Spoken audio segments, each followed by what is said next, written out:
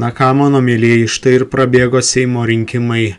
Manau, reikėtų aptarti, kas buvo gerai, kas blogai, kas kelia nerimą ir kas teikia vilties.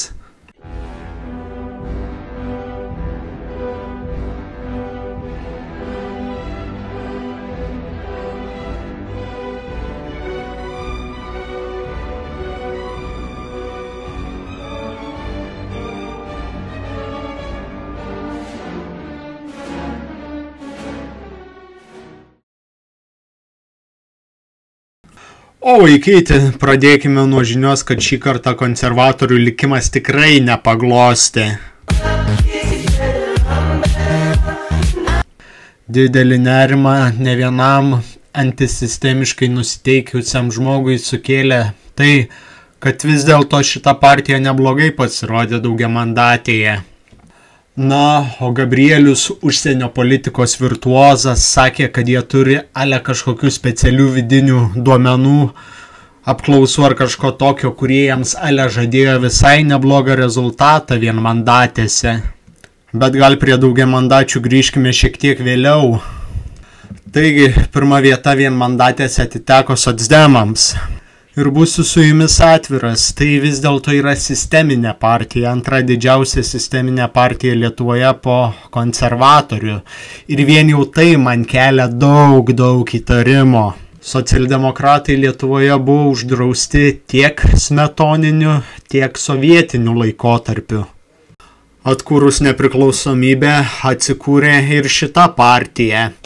Ir jinai tikrai visą ateinantį dešimtmetį turėjo gan skaidrios partijos vaizdą, tačiau kas man labai nepatinka šitos partijos istorijoje, tai kad jinai 2001-aisiais susijungė su tuo metu persivadinusia komunistų partija. Kitaip sakant, švarios partijos vaizdas buvo labai suterštas. Nereikia pamiršti, kad partija su Vilija Blinkevičiūtė 2003 metais davė pradžią dabar visų taip nekenčiamai antrosios pensijų pakopos kaupimui. Taipogi partija 2016 metais priėmė naują darbo kodeksą. Daugelio manimų tas darbo kodeksas davė daugiau naudos darbdaviam negu darbuotojam, kas realiai kenkia, visai šitai pačiai socialdemokratų idėjai, kurie turėtų realiai eiti už darbuotojus, kelti darbuotojų interesus pirmiausia. Na, o jie padarė priešingai ir priėmė darbo kodeksą, kuriame darbdaviai gauna nemažai privalumų. Manau, yra ir daugiau dalykų, aš šią partiją per daug nesidomėjau, taigi manau, per ateinančius 4 metus bus daugiau progų jie pasidomėti ir jūs informuoti, ką įdomaus ir gero iškasiau. Na, o antroje vietoje liko konservatoriai su 17 mandatų. Ir Dieve švenčiausias, aš apie šitą partiją jau tiek prikalbėjau, kad eikit jūs kur norit, va. Esu paruošęs 2 bendrai paėmus valandos trukmės prezentacijas, ką ši partija pridirbo per šitą laikotarpį. Ir aš jums atvirai sakau, aš galvojau, kai kūriau šitos video, galvojau, kad, vienas truks 15 minučių, kitas truks kokias 6 minutės. Na, o bendrai paėmus abudu truko po pusvalandį.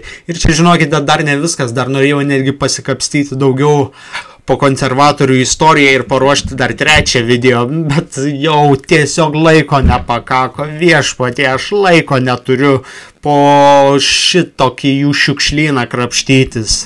Šita partija turi tiek daug srutų, kad jas dabar visos yra tiesiog iškilusios į paviršių ir jau net sunku atrinkti, kas ten kur kas. 3 vieta su 14 mandatų atiteko Žemaitaičiui. Na ir pagaliau pradėjo matytis antisisteminių žmonių balsai.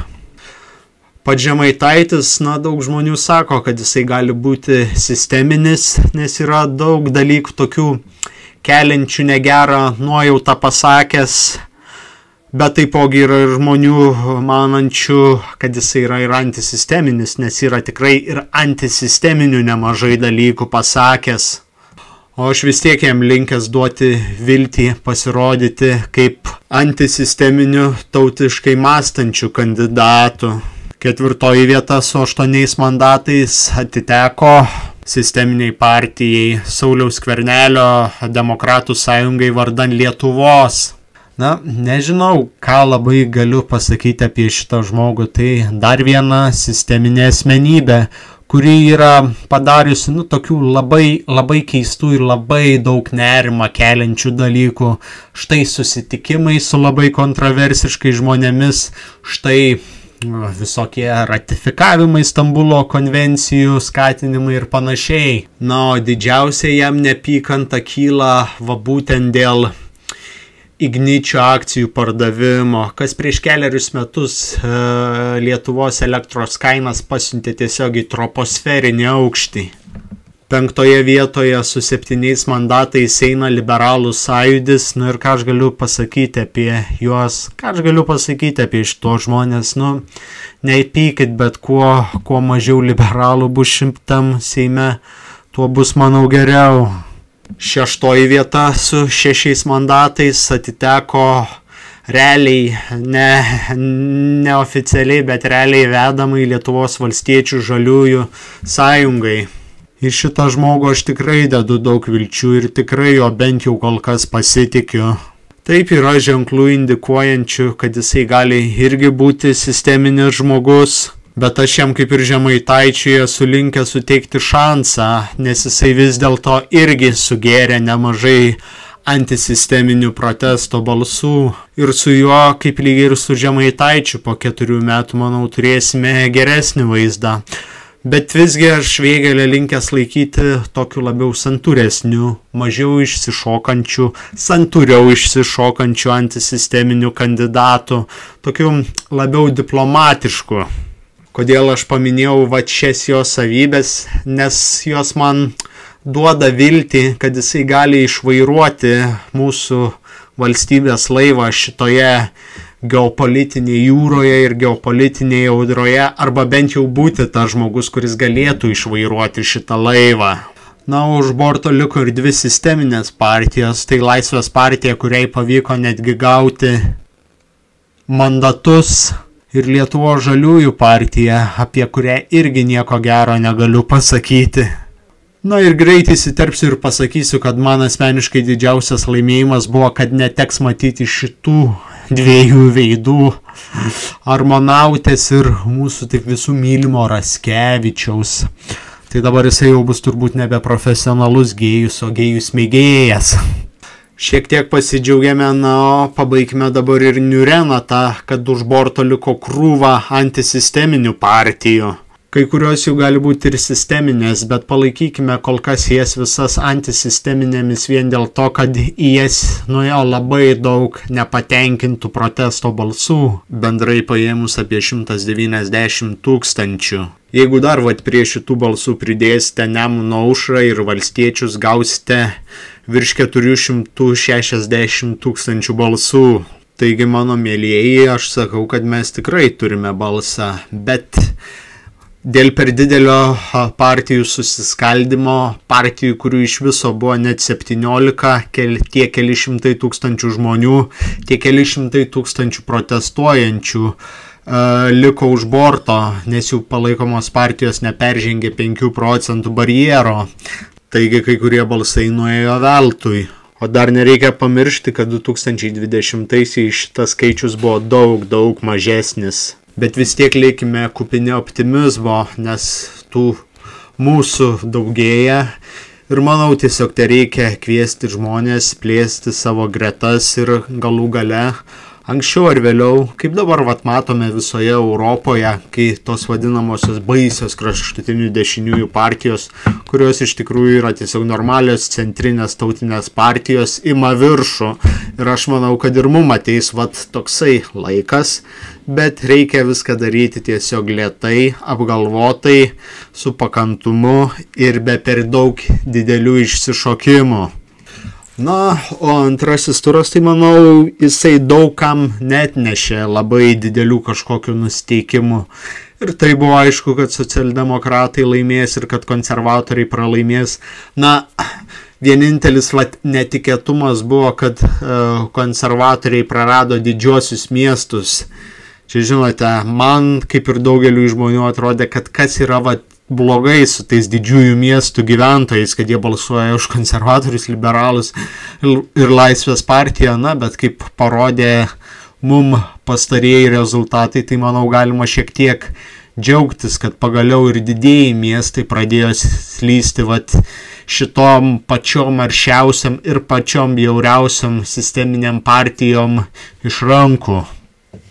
Džiugu matyti, kad žmonės Pilaitėje, Karoliniškėse nepasirinko konservatorių, bet pasirinko Vytautą Sinicą iš nacionalinio susivienijimo. Džiugu matyti, kad Naujininkų Rasų apygardoje laimėjo Zuokas. Ir aš suprantu, kad tiek Zuokas, kad tiek Sinica daliai žiūrinčių žmonių nepatiks ir jūs būkite teisūs ir aš jūsų tikrai neteisiu, bet, kaip daug kartų sakiau, svarbu pamatyti, kad įvyko tas protestas, šitas protestas, kai konservatoriai gavo į skudurus. Na, o koalicija greičiausiai bus formuojama tarp socialdemokratų, Skvernelio partijos ir Valstiečių ir Žaliųjų. Labai įdomus dalykas tas, kad Žemaitaitis su konservatoriais bus opozicijoje. Va ten, manau, galėsime pamatyti tikrą šou. Na, o pabaigai pasakysiu, kad dėja nebuvo paimtas ir pilnai išnaudotas visų antisisteminių tautinių jėgų potencialas. Tačiau būkime ramus, stebėkime, kaip įvykiai klostysis toliau. Aš jau irgi pradėjau kurti šiokius tokius įdomesnius video ir dokumentikas, nežinau kada jie išeis, turbūt po ilgo laiko, bet yra kaip yra, dėja gyvenimas spaudžia. Aišku, jeigu norite, galite šiek tiek mane paremti, tikrai nesupyksiu. O dabar linkiu visiems gražaus rudens ir stebėkime situaciją toliau.